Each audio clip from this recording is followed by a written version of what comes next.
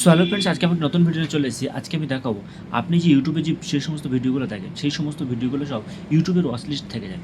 তাতে অনেক ক্ষেত্রে দেখা যায় কী হয়, ইউটিউবটা চলতে অনেক সময় সমস্যা হয়। তার জন্য আপনি কী করবেন, ইউটিউবের যে সমস্ত ওয়াচ লিস্টে যে ভিডিওগুলো আছে সেই ভিডিওগুলো ডিলিট করে দেবেন। এবং সেটা কীভাবে করবেন সেটাই দেখানোর জন্য আমি আজকে এই ভিডিওটা তৈরি করেছি। সেটা দেখতে হলে পুরোপুরি ভিডিওটা দেখবেন, ভিডিওটা স্কিপ করবেন না। আর ভিডিওটা যদি ভালো লাগে থাকে প্লিজ চ্যানেলটা সাবস্ক্রাইব করে দেবেন, লাইক শেয়ার করতে ভুলবেন না। চলুন শুরু করা যাক ভিডিওটা। প্রথমে কি করব, ইউটিউবটাকে ওপেন করব। ইউটিউব ওপেন করার পর দেখুন এখানে একদম নিচের দিকে যে প্রোফাইল চিহ্নটা রয়েছে, প্রোফাইল চিহ্নের উপরে অপেক্ষা করব।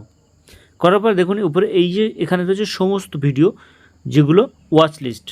তো আমি কী করবো, এই যে ভিউওয়ালা, যে ভিউওয়ালে ক্লিক করব। ভিউওয়ালে ক্লিক করার পর দেখুন এগুলো সব কিছু আমি যে ভিডিওগুলো দেখেছি তার এগুলো সব ওয়াচ লিস্ট। এখন এর মধ্যে কোনো একটা ভিডিও ধরুন আমি ডিলিট করে দেবো। তাহলে কী করবো, এখানে যে এই থ্রি ডটের অপশান রয়েছে, থ্রি ডট অপশানে ক্লিক করব।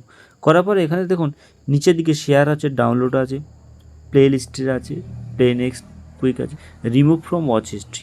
আমি এখন এখান থেকে রিমুভ ফ্রম ওয়াচ হিস্ট্রি এটাকে ক্লিক করে দেবো। করে দেওয়ার পরে এখান থেকে ভিডিওটা পুরোপুরি রিমুভ হয়ে গেছে। এই ভিডিওটাই ওয়াচ লিস্ট আর থাকবে না। তো এরকম করে আমরা প্রত্যেকটা ভিডিও, যে ভিডিওগুলো আমাদের প্রয়োজন নেই সেগুলো আমরা প্রত্যেকটা এখান থেকে রিমুভ করতে পারি। কারণ আমরা এখানে যত ভিডিও দেখেছি সব ভিডিওই এখানে আমাদের কাছে আছে। 25 তারিখে আমি কী ভিডিও দেখেছি সেই ভিডিও পর্যন্ত এখানে আছে।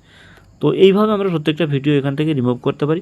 তো বন্ধুরা, ভিডিও যদি ভালো লেগে থাকে প্লিজ চ্যানেলটা সাবস্ক্রাইব করে দেবেন। চ্যানেলে যদি নতুন হয়ে থাকেন সাবস্ক্রাইব করে দেবেন, লাইক কমেন্ট শেয়ার করে দেবেন। তখন ভালো থাকুন, সুস্থ থাকুন, দেখা হবে পরবর্তী।